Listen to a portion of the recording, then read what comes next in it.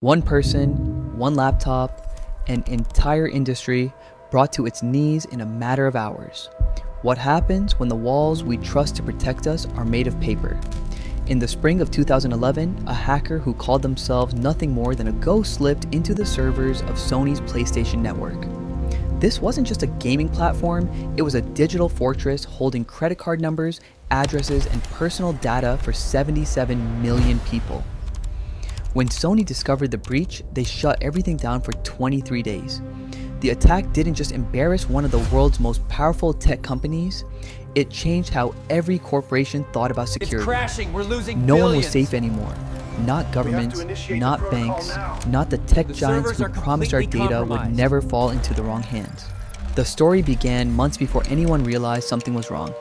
Throughout late 2010 and early 2011, a loose collective of hackers had declared war on Sony.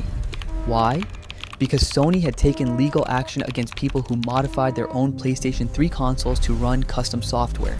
To those hackers, Sony was punishing customers for using devices they already owned. In April 2011, the hacker group Anonymous launched Operation Sony. They flooded Sony's websites with massive traffic, taking them offline. But that was only a distraction. The real damage was happening behind the scenes. On April 17, 2011, someone breached the PlayStation Network itself. For days, hackers moved through Sony systems like tourists in an unlocked museum. They found databases filled with names, birth dates, email addresses, passwords, and credit card data. They found everything. Sony didn't notice right away. Their security systems failed to detect the intrusion in real time. By the time engineers spotted the breach on April 19th, the damage was catastrophic. On April 20th, Sony shut the entire network down. 77 million users woke up to error messages. No online gaming, no purchases, no access to content they paid for. For nearly a week, Sony stayed silent. Finally, on April 26, executives went public. They admitted personal data had been compromised and credit card information might be at risk. It became one of the largest data breaches in history. Sony's stock dropped. Lawmakers demanded answers and lawsuits began to pile up. Investigators confirmed that between April 17th and 19th, hackers had stolen account data from all 77 million users. 12 million of those accounts also contained encrypted credit card details. Anonymous denied responsibility for stealing the data, claiming they had only launched the denial of service attacks. If you like this video, please hit the subscribe button. Don't forget to like and share. It makes me smile. Some researchers believed a different group exploited the chaos as cover. Sony hired cybersecurity firms to investigate.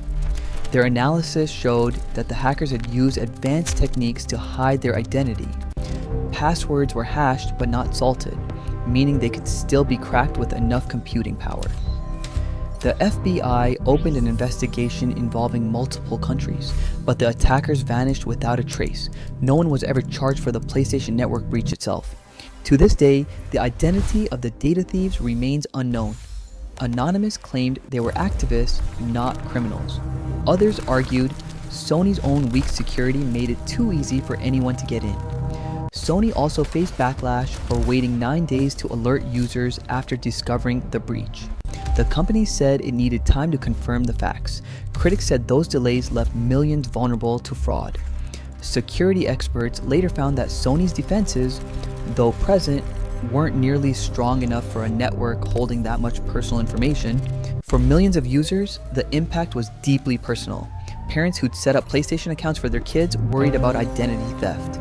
Adults watched their bank accounts anxiously, waiting for unauthorized charges. Banks reissued cards. People changed passwords. The trust that users once had in Sony's protection was shattered. For weeks, players couldn't access games or content they'd purchased.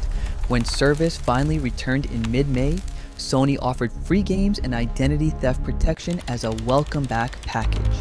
But surveys showed that many had already lost faith in the platform. Think of network security like a medieval castle. Sony had built walls and gates, but the walls had cracks and the guards were asleep. The PlayStation Network breach proved that size doesn't equal safety. Even the biggest tech companies could fall to a single point of failure.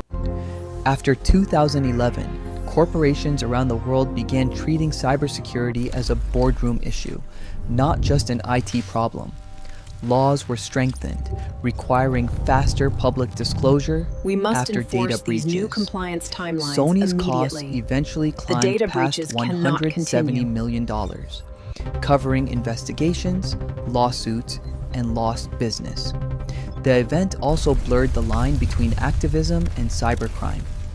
Hacktivist movements had shown how powerful digital protest could be, but also how easily chaos could spiral beyond control.